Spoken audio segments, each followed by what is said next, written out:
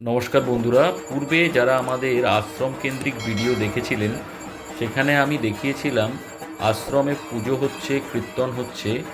আশ্রমের সংলগ্ন একটি কালী মন্দির আছে, যেটা দেখছেন এটা হলো পাতালকালী বলা হয়।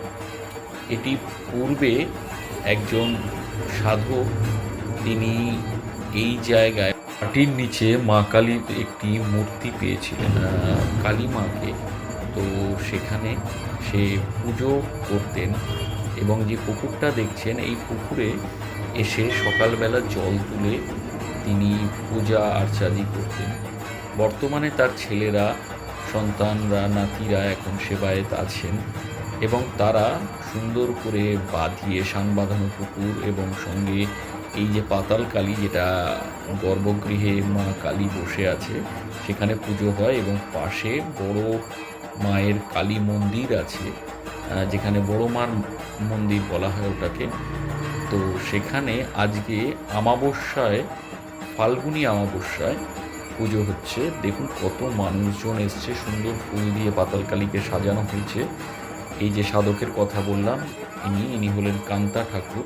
সে মা শারদা আছে এবং এখানে রামকৃষ্ণ দেব আছেন।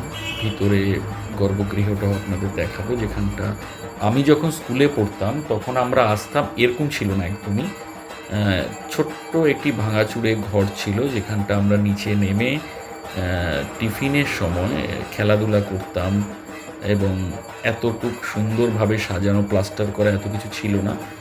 তো পূর্বের তো আরোই কিছুই ছিল না, বললাম না, মাটির ভিতরে পাওয়ার পর একটা গর্ত করে উনি ওই মন্দির পুজো করতেন। তো এখন তো মোজাইক করে দেওয়া হয়েছে, মার্বেল বসিয়ে সুন্দর করে রাখা হয়েছে। এই যে মা, এই মারই পুজো করা হয় এবং সঙ্গে অন্যান্য দেব দেবী এবং তাদের দীক্ষা নেওয়া গুরু এদেরও পুজো করে যারা সেবায়েত আছে। এই যে সুদেশনা মাকে প্রণাম করতে ঢুকছে, সুন্দর করে সাজানো আছে। এখানে শালগ্রাম শিলাও আছে, অনেক কটা শালগ্রাম শিলা আছে, বিভিন্ন রূপে পুজো করা হয়। এখানে প্রত্যেক দিন সকালবেলা যে সেবায়েত, সেই ঠাকুরমশাই আসেন, পুজো করেন এবং 4টের সময় জল নেন ওই পুকুরটি থেকে এবং প্রত্যেকবারই সন্ধ্যে বেলা পুজো হয় ঢাক ঢোল বাজিয়ে। বড় মার মন্দিরটা, যেটা আপনারা দেখবেন, বাড়ির খুব কাছাকাছি এই মন্দিরটা, খুবই সুন্দর, পরিবেশটাও খুব সুন্দর। পাশে বট গাছ আছে, বট গাছের ঝুড়ি নেমে আসছে। মাঝে মাঝে আমি যাইও, ঘুরে আসি জায়গাটায় সুদেশনাকে নিয়ে সময় হলে। তো আজকের দিনে প্রচুর লোকজনের সমাগম হয় এবং ভোগ বিতরণ হয়, খাওয়া দাওয়া হয়, সেটাও দেখাবো আপনাদেরকে।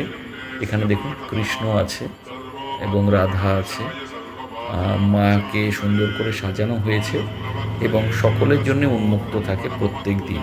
যে বট গাছটির কথা বললাম, সেই বট গাছের নিচে একটি মাটি দিয়ে যে ঠাকুরমশাই পুজো করেন সেবায়, তিনি একটি শিব ঠাকুরের মূর্তি বানিয়েছে, বুড়ো শিব বলা হয়। ওটাও খুব সুন্দর। এই ভিডিও আশা করি সেটা আমি দেখাতে পারবো না আপনাদেরকে, নেই আর কি, ভিডিও আমি ক্যাপচার করিনি, তবে পরবর্তী যদি ভিডিও করি আমি অবশ্যই দেখাবো ঠাকুরটি। আর এখানে দেখুন যজ্ঞ হচ্ছে, মন্ত্র উচ্চারণ করে যজ্ঞ করছে এবং 1-2 জন নয়, 20-25 জন পুরোহিত, সেবায়েত সবাই মিলে পুজো করছে এবং সবাই বসে আছে যারা নিজেদের নামে পুজো দিচ্ছেন। পিতৃপুরুষকে তর্পণ দেওয়া হয় ফাল্গুনী অমাবস্যায়, তার তর্পণ হচ্ছে এবং পাশে ভোগ প্রসাদী বিতরণ হচ্ছে প্যান্ডেল করে। এই যে গাছটা, এটা বট গাছ, এটা আমাদের স্কুলের সময় আমরা এই গাছের নিচেই খেলাধুলা করতাম। তো জায়গাটা খুবই মনোরম, খুব সুন্দর, নিরিবিলি জায়গা। কোনো সময় ফাঁকা আসলে, যখন এত মানুষজন থাকে না, তখন ভিডিও আপনাদের করে দেখাবো। দেখুন ভোগ বিতরণ হচ্ছে, খিচুড়ি হয়েছিল এবং অপূর্ব স্বাদ হয়েছিল খিচুড়ি, এবং খিচুড়িতে ঘি দেওয়া ছিল, তার সঙ্গে লাবড়া ছিল, লাবড়া বা পাঁচমিশালি তরকারি যাই বলেন, সেটা খুবই সুস্বাদু হয়েছিল এবং বিভিন্ন রকম সোয়াবিন দেওয়া হয়েছিল, ফুলকপি, ভ্যারাইটিস তরকারি দেওয়া ছিল, সবজি দেওয়া ছিল, খেতে খুবই স্বাদ হয়েছিল। আমি সুদেশনা বসেছিলাম, পায়েস ছিল, চাটনি ছিল এবং ক্যাটারারদের দিয়ে দেওয়া হয়েছিল। আমাদের লোকালের ছেলেরা যারা ক্যাটারিং করে তারাই পরিবেশন করেছিল। খেতে খুব ভালো হয়েছিল এবং প্রত্যেকে অপেক্ষা করছে। দেখুন মানুষজন, কত মানুষ! আমরা যখন গেছি তখন প্রায় 3:30 বাজে। এরপর সেবায়েতরা ভোগ গ্রহণ করবে। তো ওভারঅল দিনটি খুব ভালোই কাটলো, আপনাদের সঙ্গে শেয়ার করলাম। কেমন লাগলো অবশ্যই জানাবেন। সকলে ভালো থাকবেন। আজকের জন্য এই পর্যন্তই, টাটা, ধন্যবাদ।